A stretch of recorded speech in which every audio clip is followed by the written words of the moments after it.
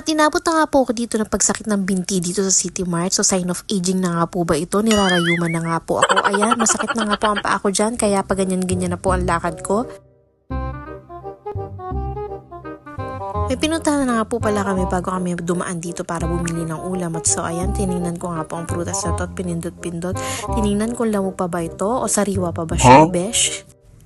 So naisipan nga namin dumaan dito para bumili ng ulam ng aking baby Evo kasi hirap na ako kung ano ipapaulam sa kanya. So sa amin, okay lang naman, bumili na lang kung ano-ano. Pero syempre sa ating baby Evo ay hindi pwede. So ayan, bumili nga po ako ng atay para sa kanya. Para iluluto ko na lang at syempre naghanap pa ako ng isa pa para hindi na ako lalabas ng bahay at iluluto ko na lang kasi medyo hassle din at busy tayo, alam nyo na, nagtatrabaho tayo. So ayan, nakakita nga po ako ng salmon at gustong gusto ko to para sa kanya, pero day, tingnan mo naman po ang presyo ng salmon steak. Tadan! Tumataginting lang naman na 850 per kilo. Salmon steak, besh. Opo, tama po ang narinig niyo. Napakamahal.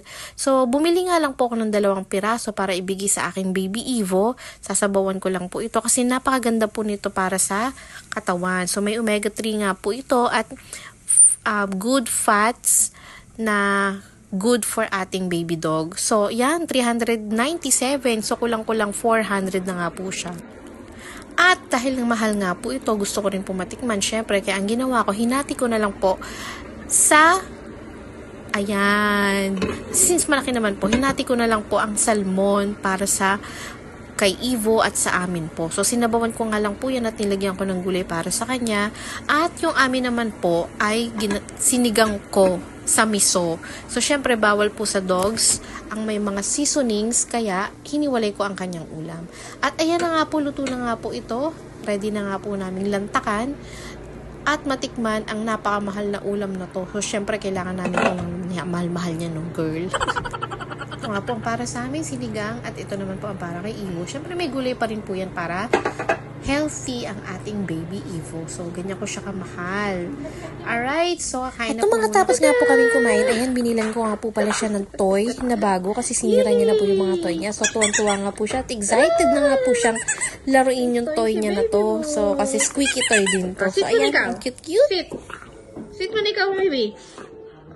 Excited naman. At dahil sa sobrang excited na nga po na parang ayaw niya na ako sundin, ayaw niya umupo agad at gusto niya na abutin agad yung laruan. Ayan, good boy naman. Yay! Sit ulit.